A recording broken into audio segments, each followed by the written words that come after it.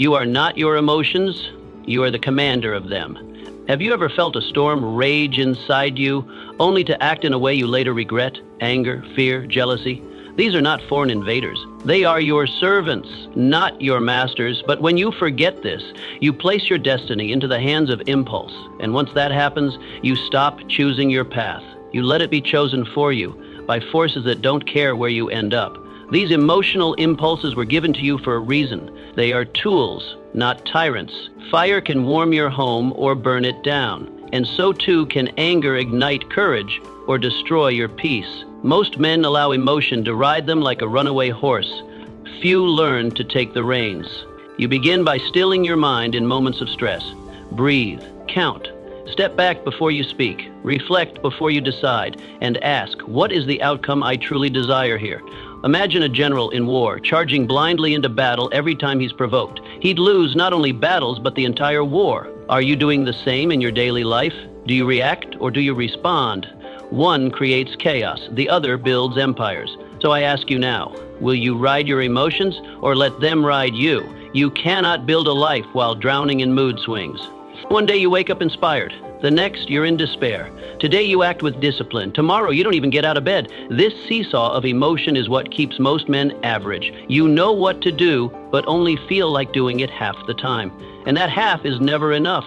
The truth is this: success doesn't belong to the most talented. It belongs to the most stable. If your moods decide your actions, then your future belongs to chance. Why let your feelings dictate whether or not you do your work, speak your truth, or follow through?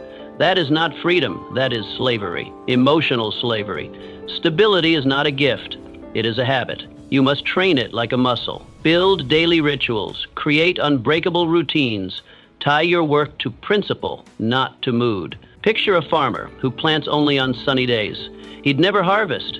Nature rewards those who work regardless of the weather. Life is no different. Do you want to feel better or do you want to be better? Choose stability. Choose the higher ground.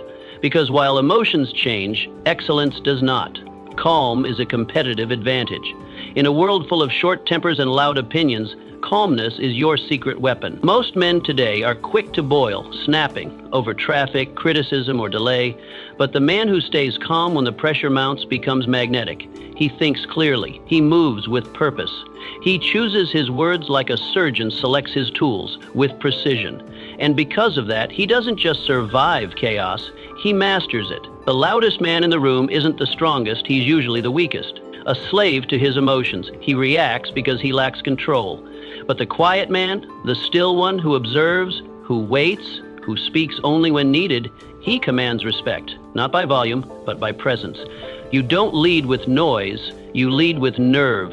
And nerve is built in silence, not in shouting. Staying calm is not about suppressing your emotions, it's about transforming them. When you suppress, you bury energy that only comes back later. But when you understand your triggers and rise above them, you evolve. Observe yourself like a scientist. What irritates you? Why does it bother you so deeply? Question everything. Does reacting here help me win, or does it just drain me? Most of the time you'll find it's your ego, not your values, screaming for attention. Picture a courtroom. Two men are accused falsely. One explodes, argues with the judge, and earns a contempt charge. The other man stays composed. He speaks slowly, clearly. Everyone listens. Why? Because calmness is a signal of strength. Emotional restraint is a display of power. It says, I don't need to flinch to prove myself. And that makes people listen and follow. Power respects control. Control starts with calm. Life gives you these quiet tests daily. The rude waiter, the slow internet, the friend who talks over you.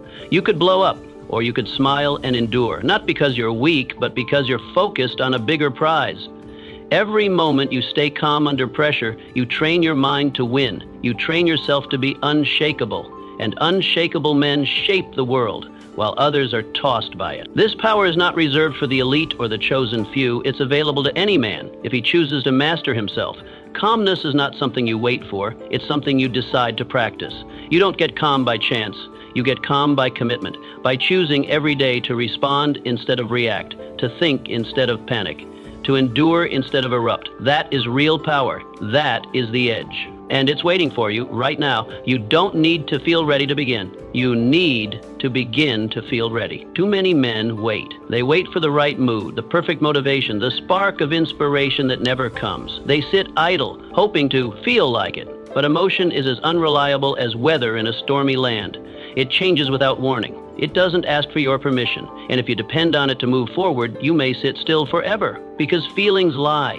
They tell you you're not ready, not capable, not strong enough, until it's too late to act. Readiness, as most understand it, is a myth, a trick of the mind that whispers, wait a little longer. But those who achieve anything of value know the truth. Readiness is created through action. You don't wait until you feel brave. You act and bravery grows. You don't wait to be confident. You move and confidence follows behavior, not the other way around.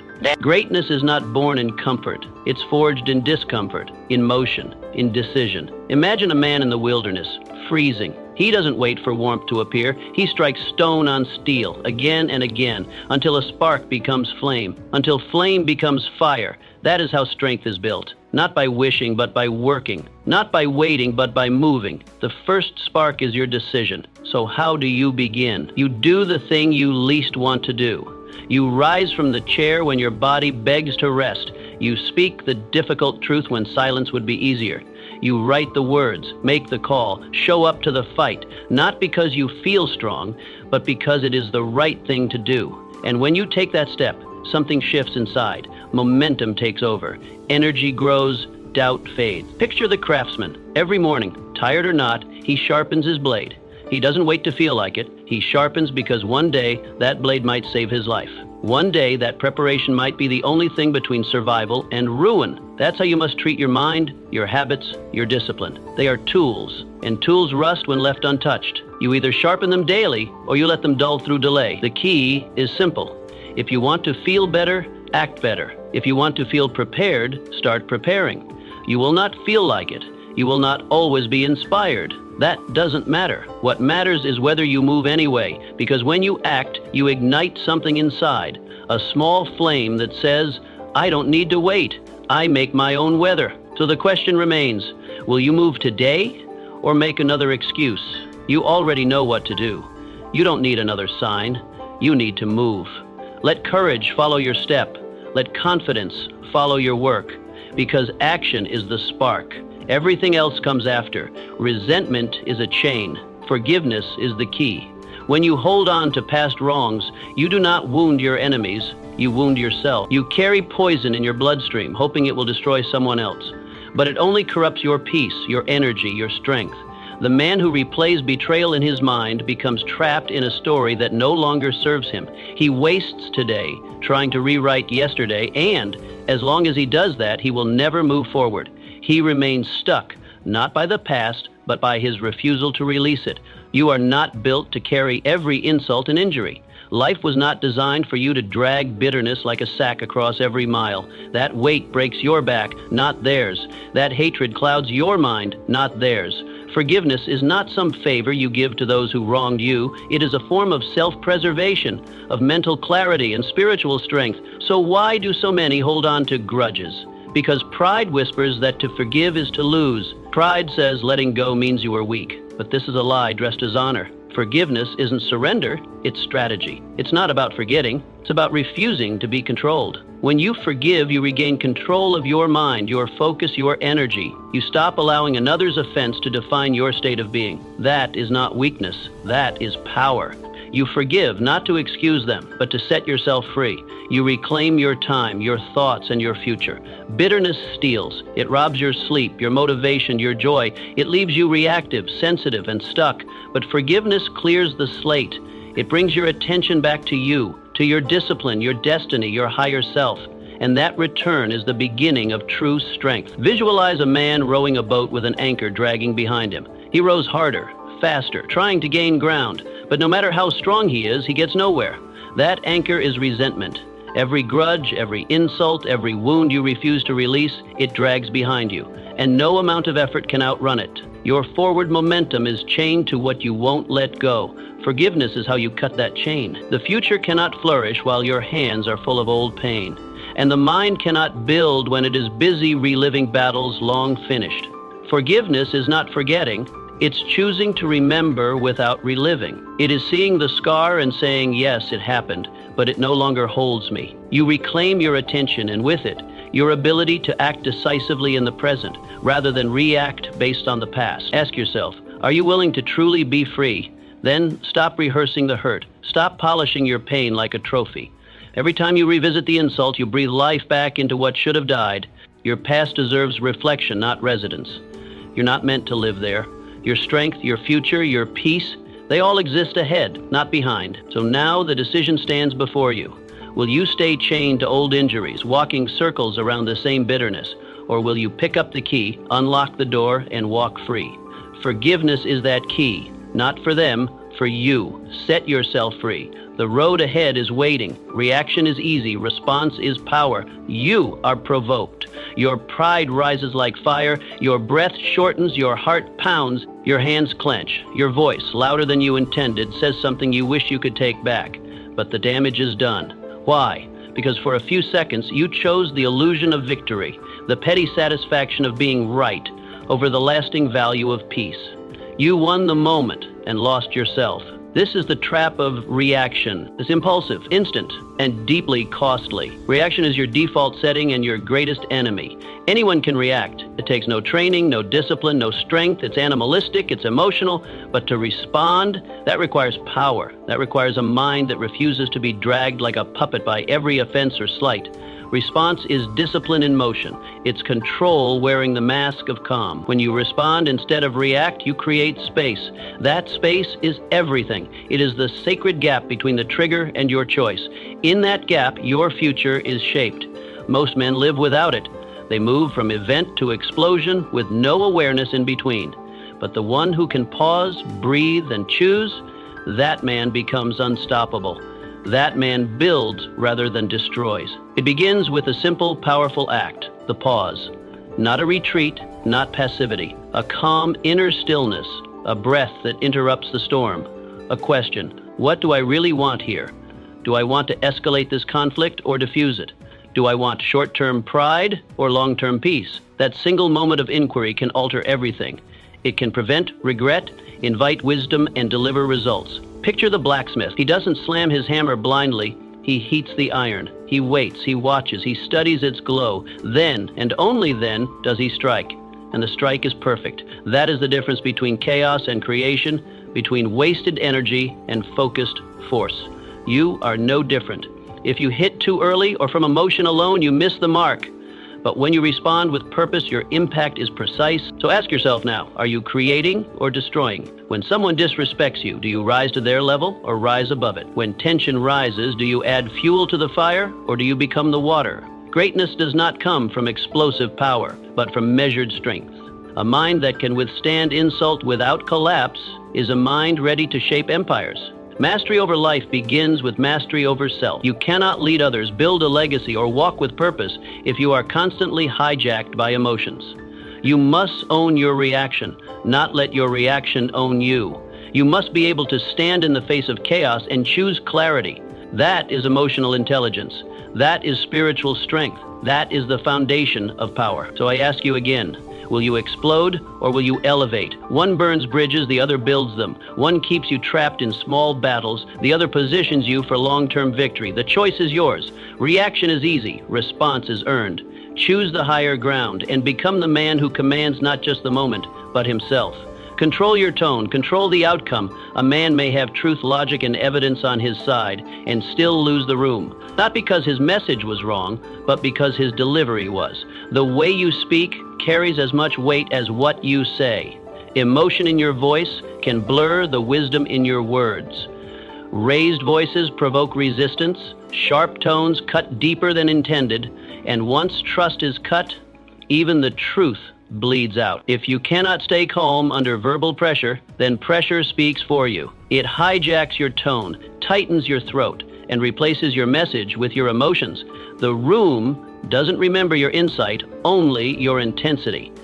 This is where most men fall. They mistake loudness for strength and anger for authority. But the real leader, the one who moves minds, does so with measured calm. When your voice remains steady, even when your heart races or your pride is under fire, you command the atmosphere. You signal control. Others lean in, not because you're louder, but because you're anchored. A calm voice becomes a bridge, not a blade. It invites dialogue. It shifts tension. It makes people want to listen and feel safe enough to agree. This is not weakness. It is tactical strength. Make it a habit when your temper rises, lower your voice. The quieter you speak, the more others must tune in. When you feel misunderstood, clarify. Don't shout. Shouting makes your point smaller, not louder. When you're accused, ask questions. Curiosity disarms aggression. It signals confidence, not panic. Your calm tone becomes proof that you are not shaken, not reactive, not owned by the moment. Picture two men arguing over a debt. One is shouting, hands waving, face flushed. The other listens quietly. He nods. He speaks slowly, with no edge in his voice. He explains. Maybe he disagrees, maybe he makes his point, but who commands more respect? Who seems like the one in control? It's not the louder man, it's the clearer one. And clarity walks hand in hand with calm. Your tone is not decoration, it's strategy. It reveals how deeply rooted you are. A shallow man reacts. A grounded man responds. Every word you say is carried on the river of your tone. And if that river is turbulent, your meaning drowns. If it's smooth, your message travels farther. Leaders don't just speak facts. They shape tone like a weapon and a shield. If you're struggling to be heard, to be respected, to be taken seriously, perhaps it's not your message that's the problem. It might be your tone. Are you reacting from the pit or speaking from the mountain? One echoes with desperation, the other resonates with vision. One stirs defensiveness, the other inspires trust. The world does not need more men who shout to be understood. It needs men who speak with depth, who understand that a calm voice in conflict is more powerful than any argument won in rage. Your tone is your legacy in every conversation. It determines how people remember you, not just what they heard, but how you made them feel. So raise your thinking and lower your tone. That's how real leaders move hearts, win trust, and shift outcomes. Speak not to prove your strength, but to reveal it. Calm is louder than anger. Silence often speaks louder than noise. And the man who speaks with control speaks with undeniable authority. The strongest man is the one who can wait. You want it now, the solution, the win, the recognition, the revenge. But real power isn't proven in how fast you move. It's proven in how long you can wait without losing your edge. The world rushes to act. The wise man waits, watches, and then strikes with precision. In haste, people trip over their own ambition. In patience, you gather insight, power, and advantage. The man who can wait without dulling his hunger becomes a silent storm. Impatience is the child of fear. It whispers, act now or lose everything. But patience is the companion of confidence. It says, I don't need to rush. My moment will come. Every time you act in desperation, you leak power. But every time you pause, observe, and plan, you build it. Real confidence isn't loud or frantic. It's still, measured, and rooted in knowing, not in needing. The modern world rewards speed, fast money, fast fame, fast decisions. But what it rarely shows is the cost of that speed: regret, failure, and missed lessons. The wise man knows better. He sharpens his sword before battle. He reads the room before speaking. He studies the terrain before stepping forward. Every second he waits, he becomes more prepared, not less powerful. He plays the long game, not the loud one. Waiting is not weakness, it's a weapon. You are not retreating, you are loading. You are not hesitating, you are calculating. Your silence is not submission. It is a signal that you are thinking, watching, and choosing. The one who waits does not waste energy, he conserves it. And when the moment arrives, he uses it like a blade, clean and direct. Can you remain still while others move in panic? Can you listen without needing to speak? Can you walk away from a fight your pride begs you to win? These are the tests. These are the quiet battles that determine if you are ruled by ego or if you are guided by purpose. The one who passes these tests becomes dangerous because he moves only when it matters. Picture a hunter in the woods. He hears a rustle, he draws his bow, but does not fire. He waits, watches. He lets the moment ripen. Then, with full control, he releases. The shot is clean. The victory is earned. That's not luck. That's patience refined into lethal accuracy. He's not reacting, he's responding. That's the difference between amateurs and masters. What about you? Are you ruled by impulse or anchored in insight? Do you act to prove something or to accomplish something? Can you stay steady in uncertainty without scrambling for quick answers? The man who cannot wait shows his weakness. But the one who can wait without flinching, he commands respect. His silence speaks louder than others' shouts. His timing creates shockwaves. The most dangerous man is the one who waits without growing weak. While others burn out in pursuit, he builds quietly in the shadows. He's not chasing moments, he's creating them. Every delay is a brick in his fortress. Every pause is a sharpening stone. And when he finally steps forward, it's not just a move, it's a masterstroke. So ask yourself, can you wait or must you rush? Can you breathe when the clock ticks louder? Can you let others pass you knowing you're still ahead? Patience is not just endurance, it's strategy. It's not sitting still, it's standing ready. And the man who waits well rises far beyond those who leap too soon. Your rise or your fall will depend not on your speed, but on your timing. Impulse reacts, patience chooses. Wait well, and the world will open in your favor. Rush blindly and watch it slip through your hands.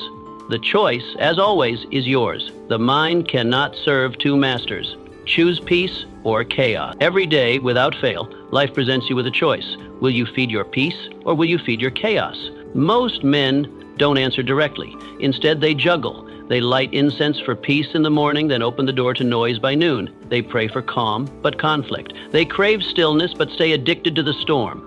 And they wonder why the soul is tired and the mind is loud. Your mind is not neutral. It is a furnace, and it burns whatever you feed it. Feed it gossip, jealousy, agitation, fear, or distraction, and it will consume those things until your thoughts are ash.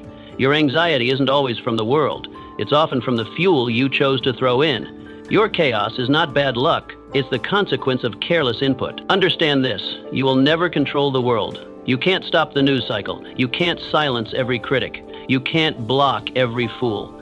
But you can control the gate to your temple. You can decide who enters your mind. You can choose what conversations to entertain. You can choose which voices to heed and which to ignore.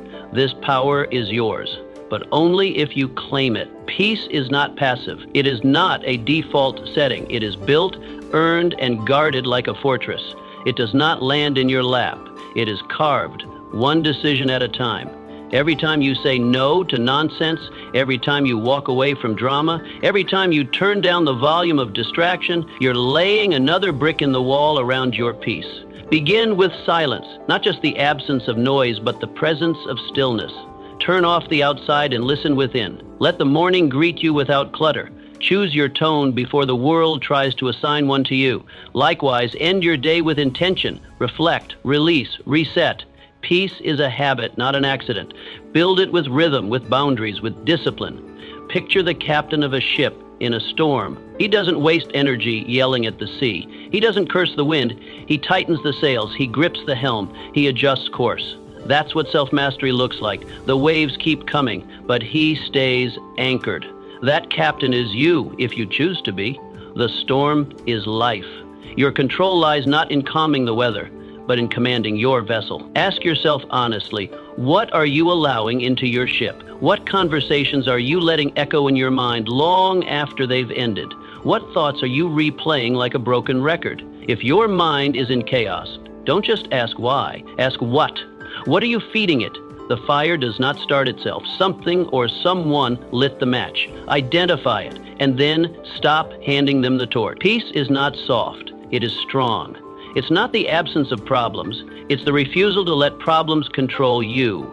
It's not pretending things are fine, it's choosing not to fuel what isn't. Peace is your decision to be centered while the world spins, your decision to pause instead of panic, your decision to lead your mind instead of follow your impulses. You have far more control than you think, but control begins with responsibility. The world will try to provoke you, distract you, pull you in every direction. You must be the one to decide what gets your attention and what does not. Because what you dwell on, you become. What you listen to, you absorb. What you tolerate, you teach your mind to crave. So today, as you walk into noise, into demands, into the distractions of modern life, pause, tighten your sails, grip your helm. Ask, is this helping my peace or harming it? Am I choosing calm or inviting chaos? Your mind will follow your lead, but first you must lead it. Choose peace, choose it again, Choose it until it becomes who you are. Emotional discipline is the hidden door to freedom. Most people believe freedom means doing whatever you feel like, sleeping in, snapping back, quitting when it's hard, indulging every craving. But that is not freedom. That is captivity disguised as choice. That is your emotions making the rules. That is your impulses playing the king. Real freedom is something stronger, higher. Real freedom is doing what you decided to do, regardless of how you feel. When emotion rules your life, you become a slave to the moment. Your anger drives your voice. Your fear controls your choices. Your doubt stalls your progress. And when that happens, you become predictable. Predictable to your enemies, predictable to your competitors, predictable to anyone who knows how to push your buttons, and the predictable man is the easiest to control. But what happens when you break that pattern? What happens when you refuse to let emotion dictate your action? You become a different kind of man, one who can see his emotions without obeying them. You feel the fear but step forward anyway. You feel the rage but you stay silent. You feel the discouragement but you keep going. That is emotional discipline. That is the highest form of self-command. This does not mean you feel nothing. You are not stone. You are not numb. In fact, you feel deeply, but you choose wisely. You don't run from your feelings. You rise above them. You hear them knocking, but you do not hand them the wheel. You remain centered, clear, and calm, even in chaos. That is what separates the warrior from the wanderer, the leader from the follower. You build this strength in small moments. When you're irritated, smile instead of snapping. When you're tired, stand taller instead of slouching. When you're discouraged, speak strength into your soul. These acts may feel small, even silly, but they are the training ground of greatness. Discipline is not built in public. It is built in the quiet decisions you make when no one's watching. Picture a warrior in battle. He sees the enemy charging. Fear rises like a flood in his chest. His hands tremble, his breathing shortens. Every instinct tells him to run. But he doesn't drop his sword. He feels the fear, but he grips tighter. He plants his feet, and in that choice, that single moment, he changes everything. He doesn't win because he feels no fear. He wins because he doesn't obey it. Now ask yourself, what do you do when fear shows up? When doubt creeps in? When mood shifts? Do you drop your sword? Your goals, your standards, your values?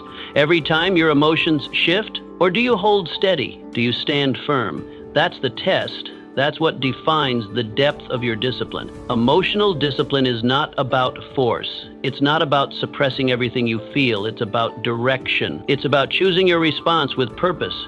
And that response becomes your reality. Over time, these choices stack. Each moment of self-control becomes a brick in the house of your future. And soon, you look back and realize you have built your life, not on impulse, but on intention. This discipline gives you something rare, something powerful: independence. Independence from your mood. Independence from other people's approval. Independence from the chaos around you. No one can bait you into foolishness. No one can guilt you into compromise. No one can flatter you off your path. You become immovable. And in a world full of men who crumble at every breeze, that kind of man is feared and followed. You don't get there overnight. You build it choice by choice, day by day. You fail sometimes, but you return. You slip, but you stand again. That's the path. That's the price. But what you gain is priceless. Freedom. Not just to do what you want, but to become who you truly are. So now the question stands, will you walk through that door? The door marked discipline? Will you choose the steady path, even when emotion screams otherwise? Will you keep your sword drawn, even when your hand trembles? The battle is not against the world, it's not against others, it's against the part of you that wants to quit when it's hard, loud, or uncertain. And when you master that part, you master everything. Emotional discipline is the gateway, not just to success, but to your highest self. Open the door, walk through it, and never look back. The man who cannot be offended controls the room. A man insults you in front of others. A rumor begins to circle your name. A colleague mocks your work with a smirk, a whisper, or a careless comment. In that moment, all eyes seem to turn toward you. Waiting, watching. What happens next? Do you flare up, launch a defense, snap back with a clever retort, or do you pause? Not because you are weak, but because you are far above it. The moment you become offended, you hand over your power. You allow someone else's words to hijack your peace. They struck a match, and you let it burn your inner world. The offended man becomes controlled, not in command. The more you react, the more you reveal where you're vulnerable, where you're exposed. In trying to look strong, you actually become predictable and easily manipulated. But imagine this instead. Nothing shakes you. A man slings words like stones, and you remain unmoved. Not because you didn't hear them, but because you know who you are.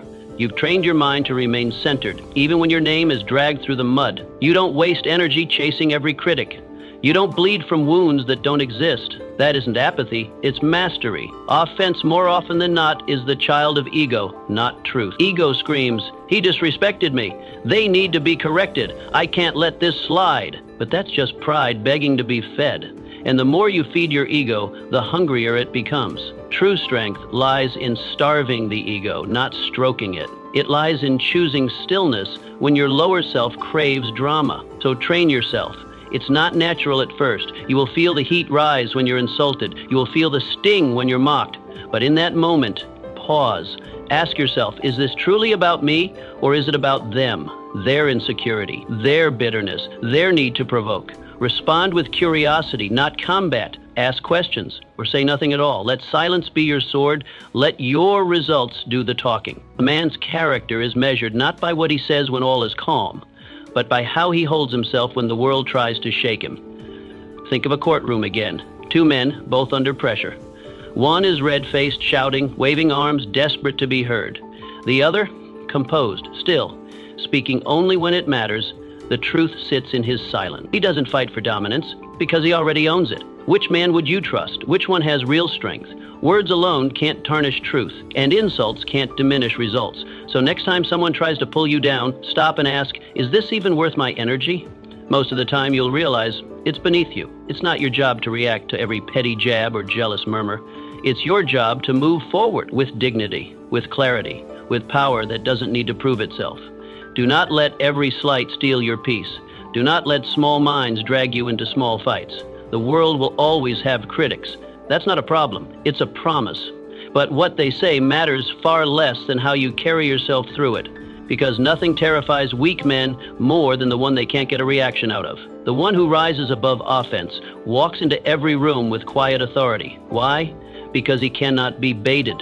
He cannot be flattered off course, nor insulted into a fight. He's not distracted by noise. He's focused on mission. And that focus gives him an aura of power that can't be manufactured through volume or show. So the next time you're insulted, remember, you have a choice: to respond or to rise, to react or to reign. You don't need to lower yourself to the level of the attacker. In fact, you elevate yourself every time you choose restraint over retaliation. That single decision says more about you than 1,000 defensive words ever could. Offense is not the truth. Offense is a test, and every time you pass it, you gain strength, you gain clarity, you gain control. Real control, not of others, but of yourself. And that is where true authority begins. So walk tall, let them talk, let them whisper, let them provoke. And you stay calm, you stay above, you stay focused, because nothing weakens a man more than constant reaction, and nothing commands more respect than a man who doesn't flinch when poked. Choose not to be offended, not just once, but as a way of life. That choice alone will separate you, it will elevate you, and in time, it will protect you from the very chaos others try to drag you into. Let your silence be power. Let your peace be your posture. And let the world watch, but never control, the man who cannot be moved. Let silence be your sword. Most speak to prove something. Few stay silent to prove everything. In the heat of emotion, when voices rise and egos clash, silence is not weakness. It's dominance without display. In a world flooded with noise, everyone tries to out-talk the other. But the wise man steps back. He knows the value of restraint. He understands that silence can strike deeper than the sharpest insult. He lets others reveal themselves while he remains a mystery. He plays chess while they shout over checkers. His silence isn't passive, it's calculated. It watches, it waits, it chooses. In emotional moments, silence becomes your greatest ally. You are not required to respond to every word, comment, or provocation. The urge to react is the exact thing that gives your power away. But when you choose not to respond, you reclaim control. You pause, you breathe, you analyze. Silence is space, and in that space you find clarity. You see past the drama, past the ego, past the bait. Most fall into traps with your own words. The man who masters silence never plays someone else's game. He rewrites the rules. You don't need to win every argument. You don't need to correct every fool who speaks nonsense. In fact, trying to prove your intelligence to the ignorant is itself a form of ego. The world is full of men chasing approval, trying to outshine each other, dying to be heard. Be the man who doesn't need the spotlight, because he is the light. Let them talk. Let them brag. Let them scramble. You just observe. And when the moment comes, you speak with precision, and the whole room shifts. Silence isn't absence, it's focused presence. It says, I am here, but I do not need to prove it. The man who is comfortable in silence controls the conversation before he ever speaks. Why? Because silence invites curiosity. It demands respect. It makes people listen harder when you finally speak, because they know it wasn't out of impulse. Your words carry weight because they are rare, and rare things are valued. This is how kings rule, not with noise, but with presence. Picture a room full of men arguing, every voice trying to climb over the other, each man more desperate to dominate than the last. But there's one man sitting still, arms folded, calm eyes. He says nothing, but everyone watches him. Why? Because he's not just in the room, he owns it. He doesn't need to shout. He doesn't need to prove. His silence is strength. His stillness is strategy. He doesn't waste energy. He preserves it. That's the man they respect. That's the man they fear. Use silence as a weapon. In the presence of chaos, close your mouth and open your eyes. Watch how quickly people lose composure. Watch how easily their insecurities spill out. While they reveal everything, you reveal nothing. While they burn energy, you build it. While they react, you respond. This isn't passive, it's power in its purest form. The less you speak in tension, the more you see. And what you see gives you the advantage they'll never have. Too many men fear silence. They fear what others might think. They fear being seen as weak or disconnected. But in truth, silence commands more than any speech. Ask yourself, when emotions rise, will you fill the space with noise, or will you fill the room with presence? One makes you forgettable, the other makes you unforgettable. A man in control of his tongue is a man in control of his life. And that control starts with choosing when not to speak. Silence is more than the absence of words. It is the foundation of your strength. It reveals emotional maturity. It sharpens your awareness. It protects your energy. And it ensures that when you finally open your mouth, your voice lands with authority. Most men use words to prove power. The wise man uses silence to build it.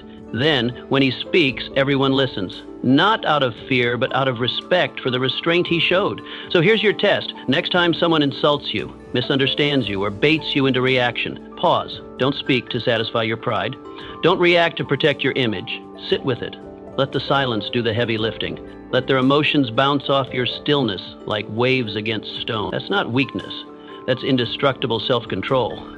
The man who knows when to speak, and more importantly, when to wait, that man cannot be defeated, because his power isn't in his volume, it's in his vision. And from that vision comes timing, from that timing comes influence, and from that influence comes respect that noise can never buy. Let others shout.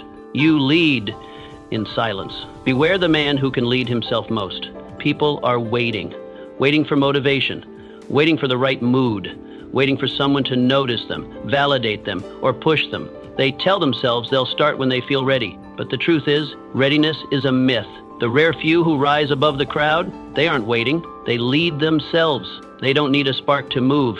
They are the spark. They rise before dawn, not because they're in the mood, but because their mission demands it. They don't need applause. Their discipline is the applause. You were not built to be pushed like a wheelbarrow. You were built to push yourself. That is the essence of freedom. You move not because someone yelled loud enough, but because you refused to sit still. Greatness does not answer to moods, it answers to standards, and those standards are self-imposed, self-monitored, and self-enforced. You are your own commander. To lead yourself is to set rules that don't bend with your emotion. Wake early, not because you feel like it, but because your future demands it.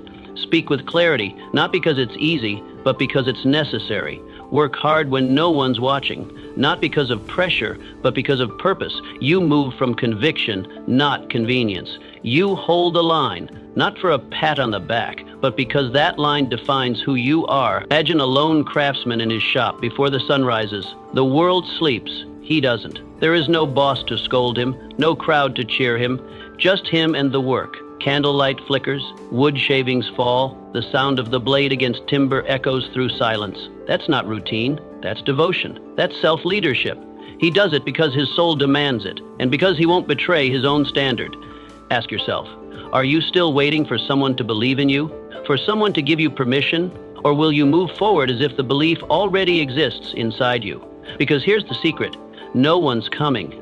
No one's going to hand you the life you dream about. If you're waiting for permission, you'll die in the waiting room.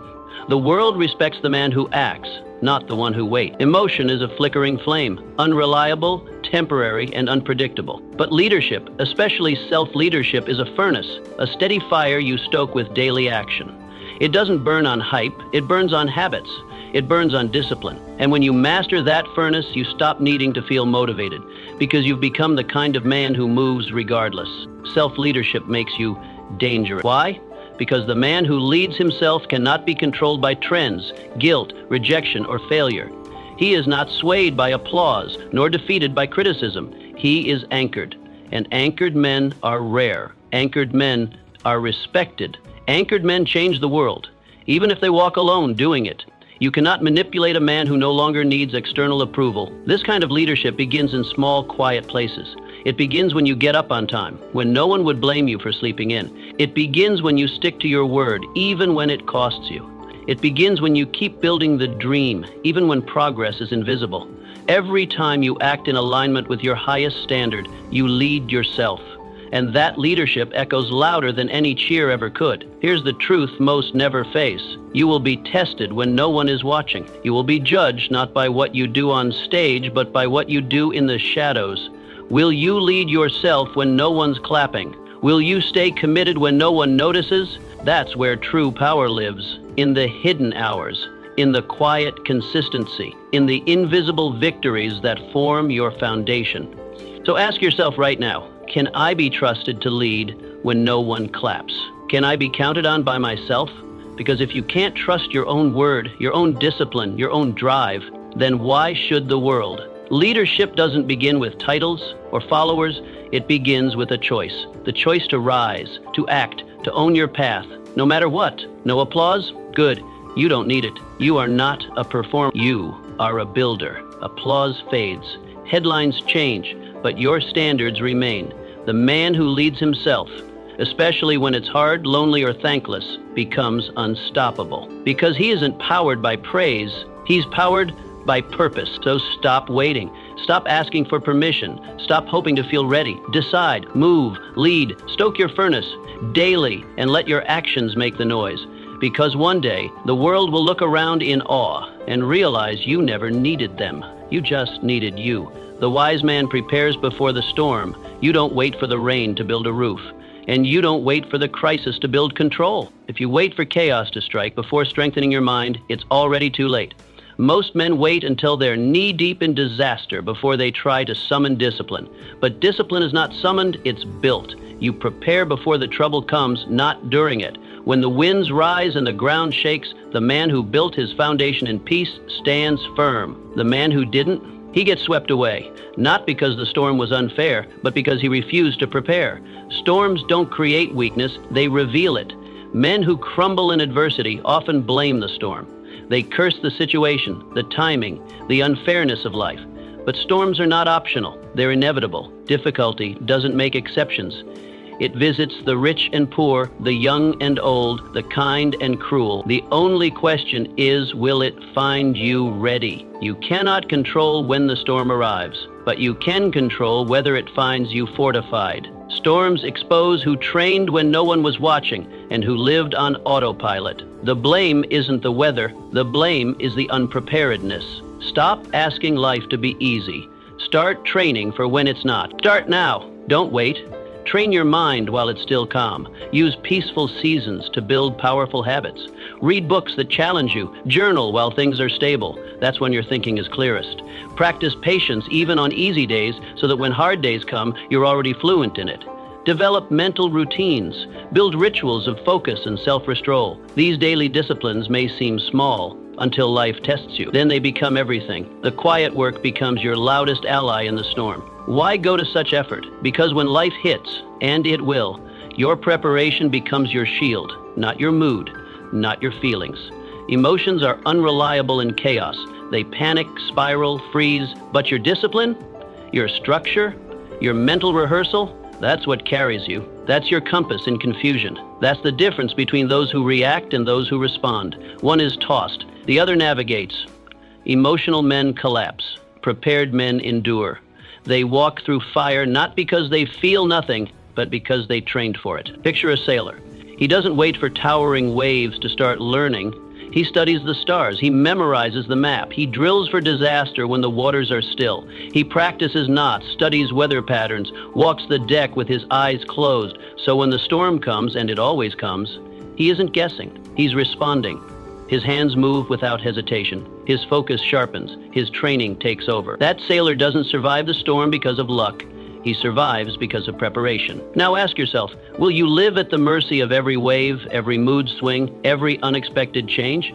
Or will you become the man who walks through storms with steady eyes and firm hands? The world doesn't stop shaking just because you want stillness.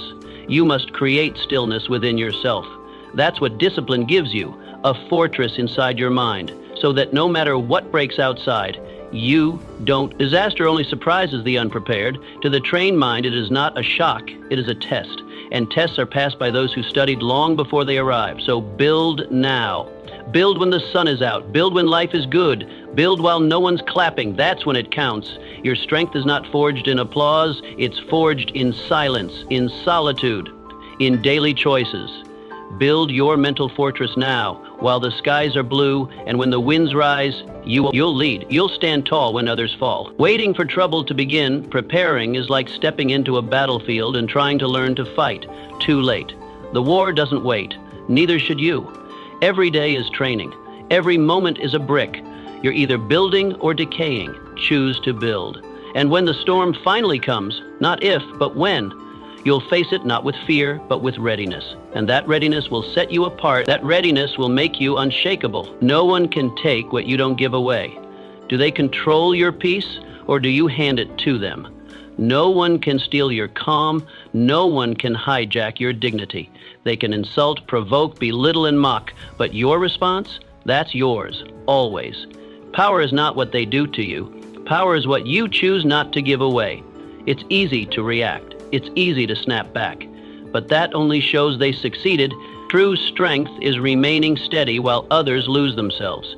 You hold the line because you are the line. Calm is your fortress, and you decide who enters. You are not a puppet. You are not made of strings they get to pull. But if your peace collapses every time someone criticizes you, if you crumble at disagreement or wilt under judgment, then ask yourself, who's holding your strings? You or them? Every time you react without thinking, every time you defend your worth to someone who doesn't deserve your energy, you hand them the reins. And the more you do it, the less control you keep. Silence, your stillness, your refusal to be rattled, that is your power. Don't give it away. Stop chasing every loud voice. Stop engaging every skeptic. Not everything said deserves your response. In fact, most things don't. The more grounded you are, the less explaining you need to do.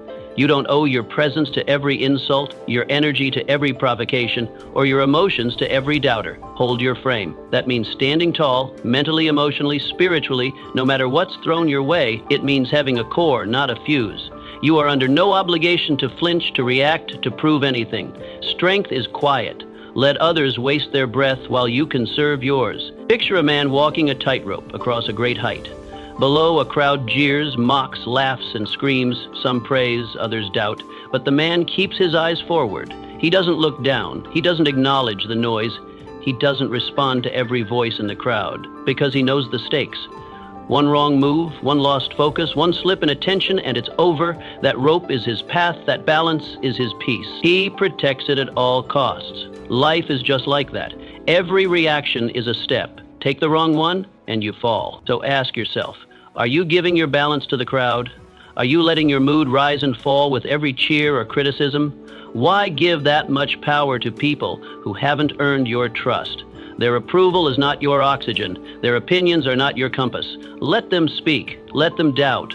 Let them try to shake you. You walk forward, eyes focused, soul anchored. They can't reach a man who's not giving anything away. Your calm becomes their confusion. Your peace becomes their mirror.